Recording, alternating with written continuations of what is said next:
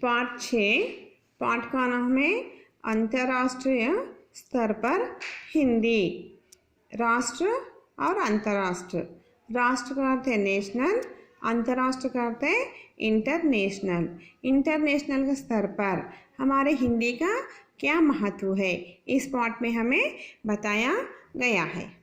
उद्देश्य देखिए, छात्रों को पत्र लेखन की विविध शैलियों का ज्ञान कराना। छात्रों को पत्र लेखन, लेखन में पत्र लेखन, लिखने की पद्धतियों का, शैलियों का अर्थ है पद्धतियों का ज्ञान कराना। ज्ञान करते मालूम कराना। उनके लेखन सृजन के लिए, उनके लेखन सृजन के, लेखन किस प्रकार से लिखना चाहिए, सृजन में तैयार करना, किस प्रकार से हमें पत्र को तैयार करना, सृजन करते तैयार करने के। विकास के साथ साथ, विकास के साथ साथ, विकास करते अभिवृद्धि, पत्र लेखन सीखना, तैयार करना, उसके अभिवृद्धि मतलब हम किस प्रकार के डेवलप करना। उन्हें अंतर्राष्ट्रीय स्तर पर हिंदी का महत्व बताना है। इस पत्र में क्या बताया गया है कि अंतर्राष्ट्रीय स्तर पर हिंदी का क्या महत्व है, इसमें हमें बताया गया है। विधा विशेष। पत्र गद्य की एक प्रमुख विधा है। विधा में क्या है, पत्र गद्य की एक प्रमुख विधा है। गद्य भाग का एक भाग है। जिस प्रकार पद्य भाग गद्य भाग होते हैं, उसमें गद्य भाग का पत्र एक विधा है, एक प्रमुख विधा है, प्रमुख पद्धति है। पत्र विधा पाठ में प्रेषक, पत्र विधा पाठ में प्रेषक, प्रेषक का अर्थ देखिए, अपने विषय से जुड़ा पत्र, जिस विषय से जुड़ा पत्र हम जिसको लिख रहे हैं। पत्र पावक मीन्स पत्र पाने वाला। प्रेषक किसको आता है, जिसे हम पत्र लिखते हैं, पत्र पाने वाले के स्थान पर प्रेषक आता है। के नाम लिखता है, पत्र पाने वाले के नाम पर पत्र लिखते हैं, उसे प्रेषक कहते हैं। ऊपर इसमें एक मित्र अपने दूसरे मित्र को हिंदी सीखने तथा उससे होने वाले लाभों के बारे में बता रहा है। इसमें एक मित्र अपने दूसरे मित्र को, एक मित्र अपने दूसरे और एक मित्र को हिंदी सीखने तथा उससे होने वाले लाभों के बारे में हमें हिंदी सीखने से क्या क्या लाभ होते हैं, उसके बारे में इस पत्र में बताया गया है। हैदराबाद। पत्र कहाँ से लिखा जा रहा है, हैदराबाद से। दिनांक है 8/9/2014। प्रिय मित्र, अपना मित्र और एक मित्र को पत्र लिख रहा है। तुम कैसे हो मीन्स तुम किस प्रकार हो। आशा करता हूँ कि तुम अपने परिवार के साथ सकुशल हो। मैं आशा करते कामना, मेरी कामना है कि तुम अपने परिवार के साथ सकुशल हो। तुम अपने परिवार के साथ सकुशल, कुशल करते आनंद, संतुष्ट, आनंद से, प्रसन्नता से हो। वह जानकर बड़ी प्रसन्नता हुई कि, वह जानकर तुम बहुत कुशल है, अच्छे से है, संतुष्ट से है, ये जानकर मुझे बहुत प्रसन्नता हुई, आनंदित हुआ कि तुम हिंदी से जुड़े विविध कार्यक्रमों में भाग ले रहे हैं। तुम हिंदी से जुड़े, हिंदी से संबंधित कार्यक्रमों में कार्यक्रमों का अर्थ है प्रोग्राम्स में, हिंदी से जुड़े विविध कार्यक्रमों में तुम भाग ले रहे हो, उसमें भाग ले रहे हो, उसमें पार्टिसिपेट कर रहे हो। तुमने अपने पत्र में जानना चाहा कि हिंदी भाषा का अपने जीवन में क्या महत्व है। तुमने जो पत्र मुझे लिखा है उसमें जानना चाहा, जानने का अर्थ है कि मालूम कर लेना चाहा, विषय हिंदी के बारे में मालूम कर लेना चाहा कि हिंदी भाषा का अपने जीवन में क्या महत्व है, हिंदी भाषा का अपने जीवन में क्या महत्व है, क्या मुख्यता है, क्या इम्पोर्टेंस है। मैं तुम्हारी जिज्ञासा का नीचे समाधान दे रहा हूँ। तुमने जो पत्र में लिखा है हिंदी के बारे में, तुम्हारी जिज्ञासा, जानने की इच्छा, जिज्ञासा का अर्थ क्या है, जानने की इच्छा, इच्छा का नीचे समाधान दे रहा हूँ, उसके बारे में मैं नीचे लिख रहा हूँ। भारतीय स्वतंत्रता संग्राम में देश को एकता के सूत्र में बांधने के लिए एक भाषा की आवश्यकता हुई है।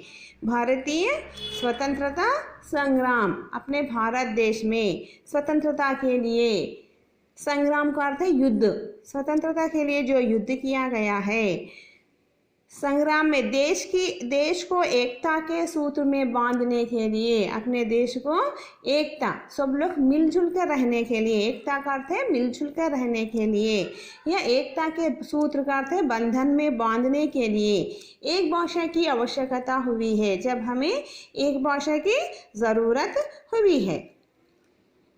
ये काम हिंदी से ही साध्य हो सका। हमें किसी एक भाषा को चुनना चाहे, देश के स्वतंत्रता के लिए लड़ने के लिए एक भाषा को चुनना चाहे, उस भाषा में किस भाषा से काम हो सकता है?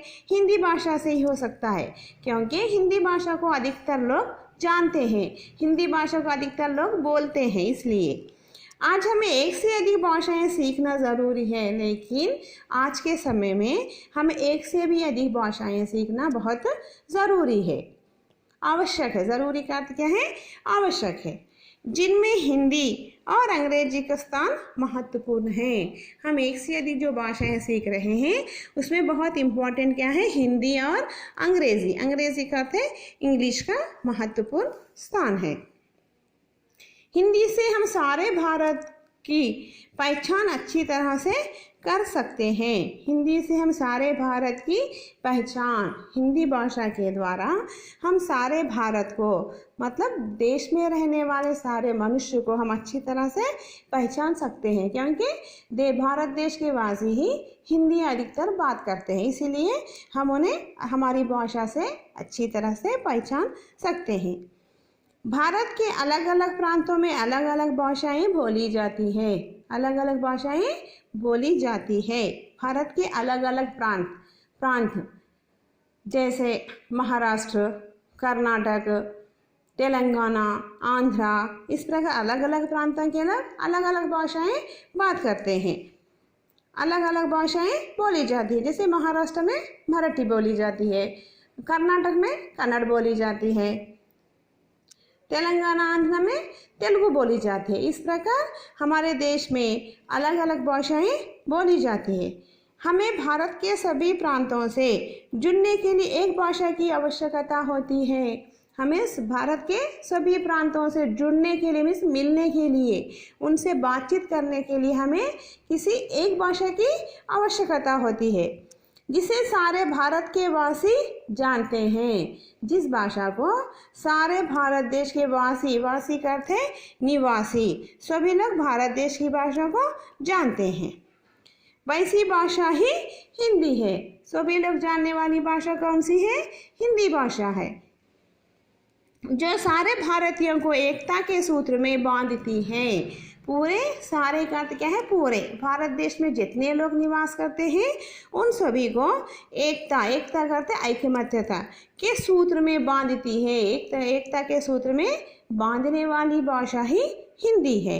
हिंदी अपने शाब्दिक अर्थ से ही भारतीय कहलाती है। अपने शाब्दिक अर्थ शब्द, हिंदी शब्द से ही। हिंदी किस देश की भाषा बोली जाती है? भारत देश की भाषा बोली जाती है। हिंदी कहने से ही, हिंदी बात करने से ही सब लोग समझ जाते हैं कि ये लोग भारत देश के वासी है। इसीलिए हिंदी शाब्दिक अर्थ से भी भारतीय कहलाती है। इसलिए देश के वर्तमान और भविष्य को ध्यान में रखकर भारतीय संविधान ने, इसलिए देश के वर्तमान और भविष्य को, देश के वर्तमान का अर्थ है आज, और भविष्य आने वाले समय को ध्यान करते हैं, दृष्टि में रखकर ही भारतीय संविधान करते हैं राज्यांग, कॉन्स्टिट्यूशन।